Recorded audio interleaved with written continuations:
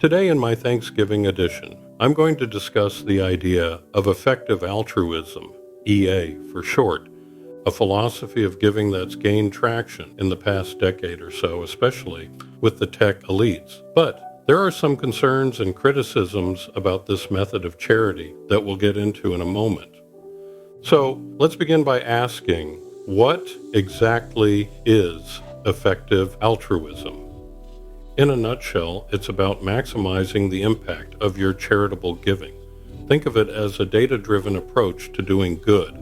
Instead of just donating to the first charity that pops up on your social media feed, EA encourages you to research, analyze, and choose causes where your money can truly make a difference. One key principle is impartiality, which, in theory, challenges our natural biases towards those closest to us.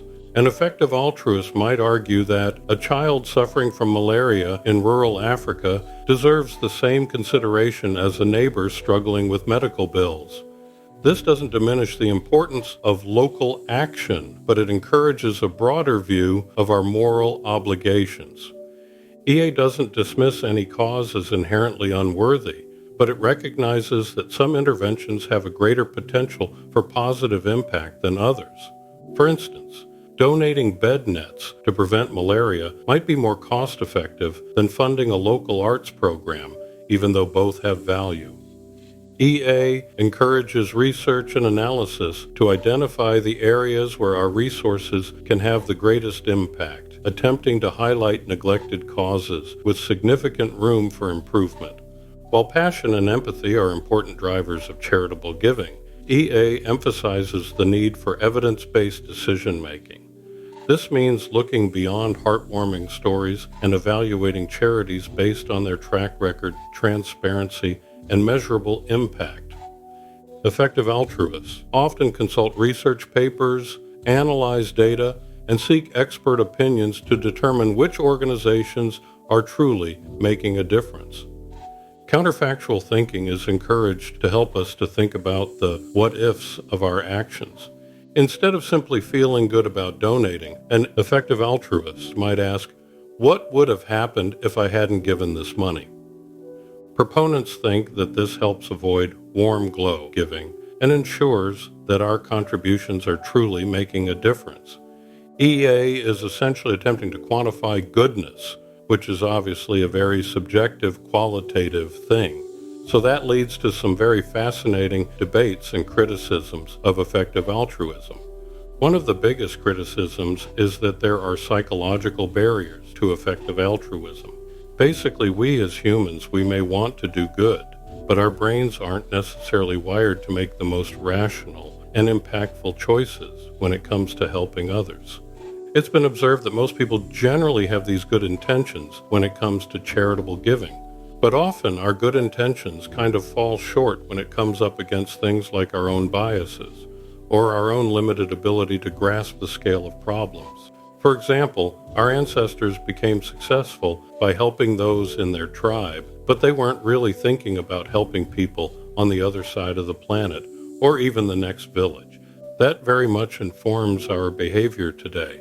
We naturally gravitate towards helping those who we perceive as being in our in-group, even if it means overlooking more effective interventions that could help a larger number of people.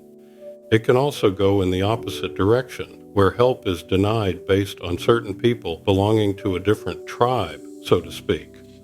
For example, let's consider the example of disaster relief during the recent hurricanes in the U.S. Southeast. While it's still being investigated, it appears that some charity was denied to supporters of a particular presidential candidate. I'm sure we could easily find other examples of selective charity with a little research.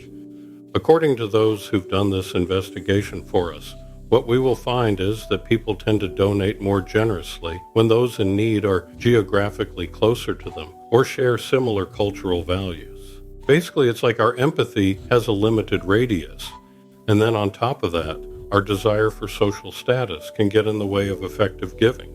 So we might be more inclined to support causes that make us look good socially, even if they're not the most impactful. Therefore, it's often not about actually doing the most good.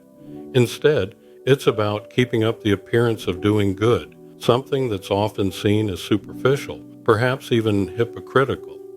And then there's also the issue of conformity.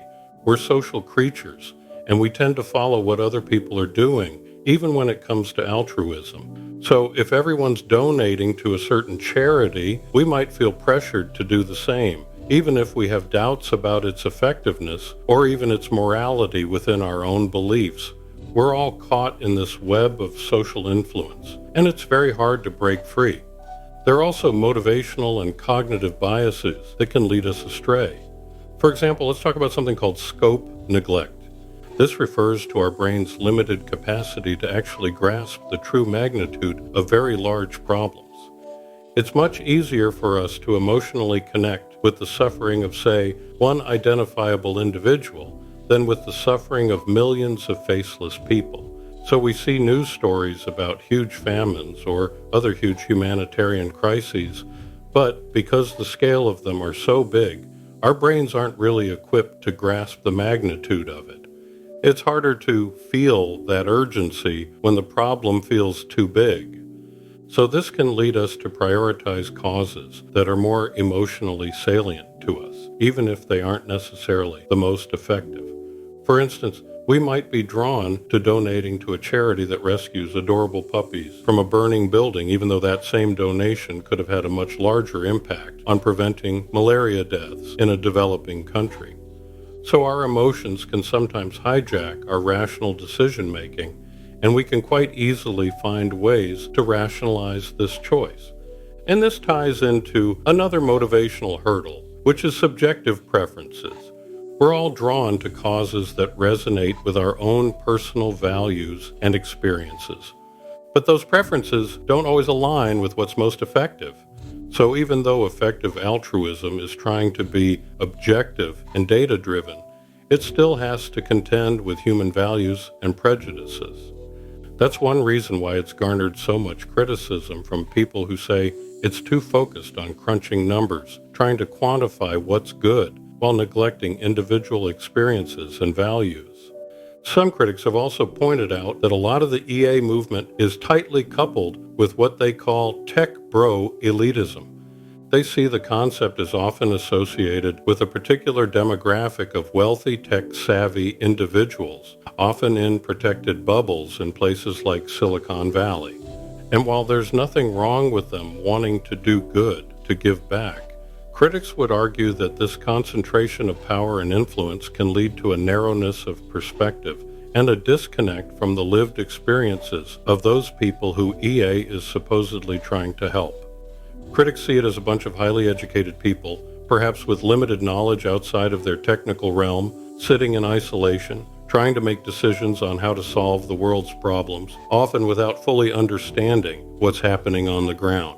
I think it's particularly problematic when you couple this with the fact that EA puts a lot of emphasis on big, long-term risks. So things like future risks posed by artificial general intelligence or climate change get focused on, often overlooking what's happening in the present. This isolation and long-termism can create a perception that EA is out of touch with the immediate needs of communities who are disproportionately affected by things like poverty and natural disasters. It kind of plays into that broader concern about EA's potential to reinforce existing power structures and exacerbate inequalities. So even though it's motivated by good, there's a risk that it could inadvertently perpetuate harm. And that's why there is a lot of discussion about certain ethical dilemmas that are inherent within the EA approach. One of the most interesting is something called the each-we dilemma. To illustrate this idea, imagine a situation where you're walking past a reservoir and you see a child drowning in the water, and you've got two choices. You can jump in and save the child, but your watch leaks chemicals from the battery into the reservoir, or you can take the time to remove your watch, but the delay means the child suffers brain damage or even perishes. It's kind of a no-win situation, but you can make the judgment that the slight long-term risk posed by leaking chemicals is far less than the immediate harm to the child. But now imagine that there are thousands of other people at this reservoir, all faced with the same choice. Everyone jumps in to save the child in front of them. The collective pollution from all of those watches could have devastating long-term consequences for the community, which potentially outweighs the benefit of saving an individual life. So, even though everyone is acting morally by saving the child, ultimately the outcome is worse for everybody, really highlighting the potential tension that can exist between individual actions and collective well-being. And it kind of leads to questions about how we should prioritize those competing moral claims. So, how does this each-we dilemma relate back to EA? Critics argue that EA's emphasis on impartiality and maximizing overall good can sometimes lead to neglecting these sorts of contextual factors and the potential for unintended consequences. So, in other words, the focus on those individual acts of charity might actually blind us to the systemic issues. It's sort of like telling everyone in a traffic jam to just drive faster. It doesn't actually solve the problem. So this leads to another criticism of EA, which is that it's too focused on individual giving and doesn't pay enough attention to the idea of systemic change.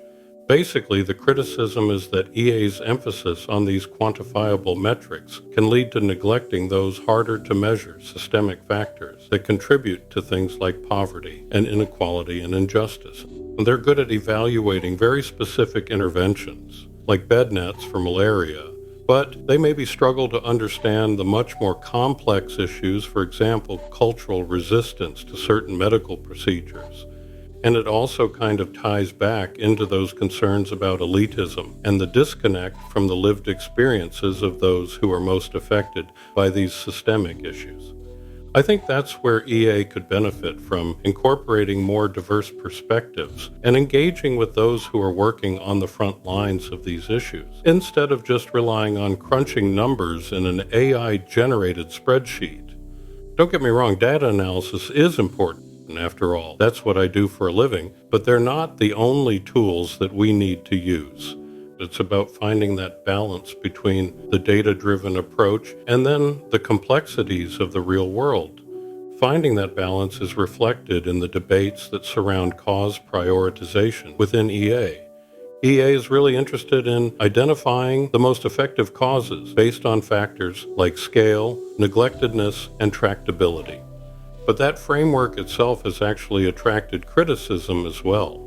That's because critics argue that this way of prioritizing causes can lead to a neglect of certain values, particularly those that are hard to quantify. For example, let's say that there is a program that provides art therapy for children who have experienced trauma. Now, this program might have a profound impact on these children's lives, helping them to heal and process their experiences. But from a purely EA perspective, it might not score very highly in terms of scale, neglectedness, or tractability, even though it's incredibly valuable to those individual children.